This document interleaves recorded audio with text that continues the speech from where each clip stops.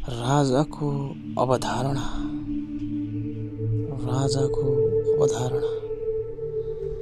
कहिलेबाट सुरु भयो? बाइबल अनुसार राजा भनेको परमेश्वरको जनताको नेता वा शासक हो, जसले राष्ट्रलाई मार्गदर्शन गर्ने, न्याय गर्ने र परमेश्वरको इच्छा अनुसार शासन गर्ने जिम्मेवारी पाउँछ। राजाको अवधारणा। बाइबलमा इजरायलीहरूले सुरुमा कुनै मानव राजा नभई परमेश्वर नै आफ्नो राजा भएको विश्वास गर्थे। पहिलो सामुएल 8:7। तर समयमा इजरायलीहरूले अरू राष्ट्रहरू जस्तै राजाको माग गरे, जसले राजनीतिक र सैन्य नेतृत्व गर्न सकोस्। यसो भने इजरायलमा राजाको शासन कहिलेदेखि सुरु भयो? इजरायलको पहिलो राजा साउल थिए। इजरायलीहरूले राजा मागेपछि परमेश्वरले भविष्यवक्ता साउललाई अभिषेक गर्न लगाउनु भयो। पहिलो सामुएल 10:1। दोस्रो राजा दाउद।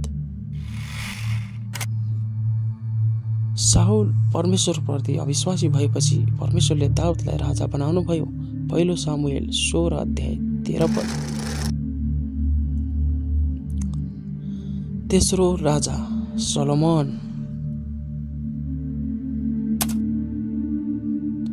दाउदपछि उनका छोरा सोलोमन राजा भए र इजरायलको सबैभन्दा समृद्ध कालखण्डको नेतृत्व गरे। अब नयाँ करारमा राजाको परिभाषा।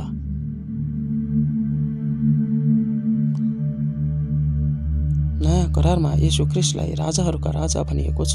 प्रकाशको पुस्तक 19:16।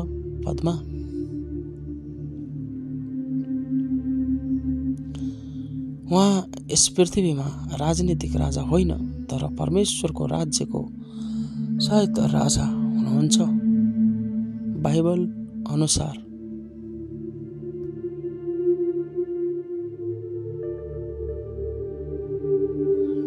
परमेश्वर स्वयं नै साँचो राजा हुनुहुन्छ।